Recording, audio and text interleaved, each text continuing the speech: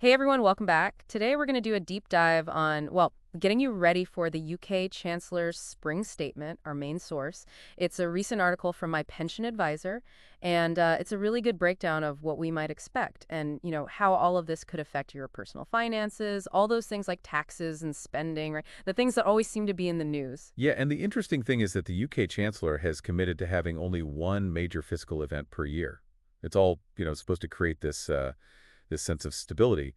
But even now, there's already talk of needing to make some adjustments, which of course could impact all of us. Yeah, I know, right? It makes you wonder if sticking to this whole one event schedule is really the best way to go about it, especially with, the way that the economic landscape seems to be shifting so rapidly. Well, and this commitment to one event wasn't even originally this government's idea. It was actually a labor commitment that they've chosen to keep.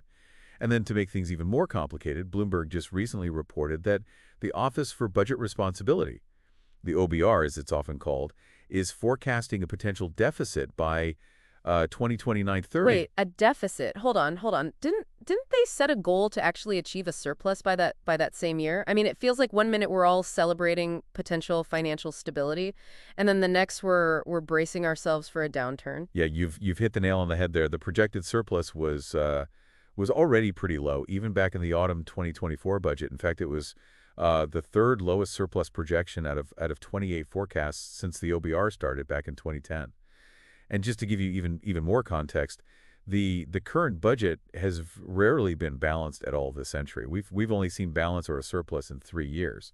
Okay, so maybe this whole, balancing act with the budget, maybe it isn't really new territory then. But then we have to add in, the drama of a leak investigation on top of all of that regarding these, early forecasts. And then things start to feel a bit like a political thriller. You know what I mean? It definitely adds a layer of intrigue, I'll give you that. But it's really important to remember that these are very early forecasts from the OBR, and they've been known to change their predictions quite a bit. So, remember, the final forecast won't be ready until much closer to the spring statement. So basically for now we should probably take those leaked numbers with a grain of salt. But even if the surplus is smaller than what was initially projected, the big question then is how is the chancellor going to react to all of this? I mean, will we see tax hikes, spending cuts, maybe a combo of both? Well, there's been some speculation that the chancellor might try to, claw back some of that fiscal headroom, the wiggle room in the budget, by extending the freeze on personal allowance and income tax bans. That's a really interesting point. Now for anyone who might not be familiar with this term, personal allowance is just the amount of income that you can earn before you start paying income tax. And then income tax bans, they determine the different rates of income tax that you're going to pay based on, your earnings. So freezing those thresholds, that could mean that people end up actually paying more in taxes. Exactly, exactly. And that's why a lot of people are wondering if this move is even politically viable, especially since it directly contradicts what the chancellor promised in the last budget. Back then, the plan was to actually uprate those personal tax thresholds in line with inflation starting in 2028-29. So extending the freeze would be, I mean, that would be a pretty big U-turn, wouldn't it? Are there any other options on the table? What about spending cuts? The spending cuts are certainly another possibility. However, those could have some pretty far-reaching consequences for public services and social programs, which might make them an unpopular choice as well. It seems like the chancellor is really caught between a rock and a hard place. So while we wait, with bated breath for the spring statement, what kind of economic data is going to be influencing all these decisions? We know there are earnings growth figures coming out, the always volatile labor market data, and of course the January inflation number, which I think we all expect to be even higher than December's. Don't forget about the January public sector finance data. That one's particularly important because January usually brings a surplus, thanks to the influx of tax revenue after the holiday season.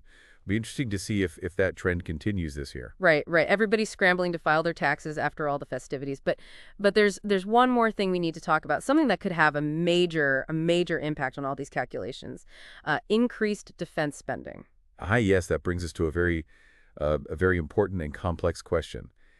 How will this significant increase in defense spending be factored into the budget? It's like trying to balance a budget on a seesaw. While someone keeps adding more weight to one side, we really need to explore this further, and figure out what it could mean for your personal finances. So stay tuned for part two.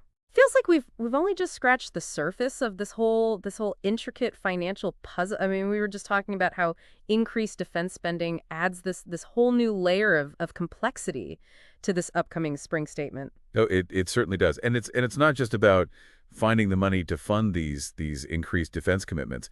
It's about understanding the ripple effects, across the whole economy. For example, increased defense spending could stimulate certain industries, but then it could also lead to cuts in other areas. And that could potentially impact, public services or social programs. That's a great point. I hadn't even really considered the potential impact on other sectors. It's like a chain reaction, isn't it? One change in spending can just have these far-reaching consequences. Precisely, precisely. And that's why it's so crucial for the chancellor to strike that delicate balance. It's not just about, making the numbers add up. It's about making choices that are going to shape the UK's economic landscape for years to come. So if we step back for a minute and we think about all of this from the perspective of our listener, what does all of this mean for them on a personal level? That's the key question, isn't it?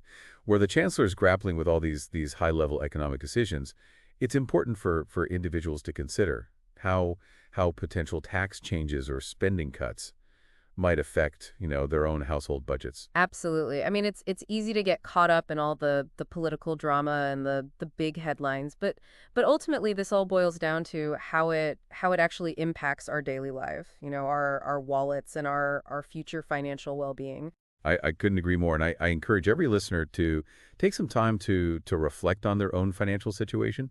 Think about how potential changes to taxes, like a freeze on personal allowance or income tax bans, might affect, your take-home pay. Also, consider how potential cuts to public spending might impact the services that you rely on, from healthcare and education to transportation and social support. This is where that knowledge is power idea really comes into play, right? The more we understand about these potential changes, the better equipped we'll be to adapt and make informed financial decisions for ourselves and for our families. Absolutely. And remember, this is just a snapshot in time.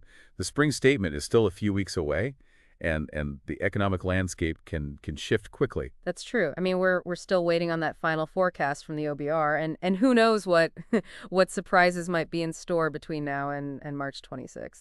It's almost like we're watching a financial drama unfold in real time, with all these new plot twists emerging, every day. I love that analogy. It definitely captures that sense of anticipation and uncertainty surrounding this spring statement. But amidst all the drama and the speculation, it's important to remember. It's important to remember that nothing is really set in stone until the chancellor delivers that spring statement. Exactly, exactly. All this speculation and analysis, it's just that, informed guesswork. We're looking at the trends, the data, and all the political pressures. But the final decisions, well, those rest with the chancellor. So as we get closer to March 26th, what should our listeners be paying attention to? I mean, what are the key indicators or developments that could signal which way the chancellor's leaning?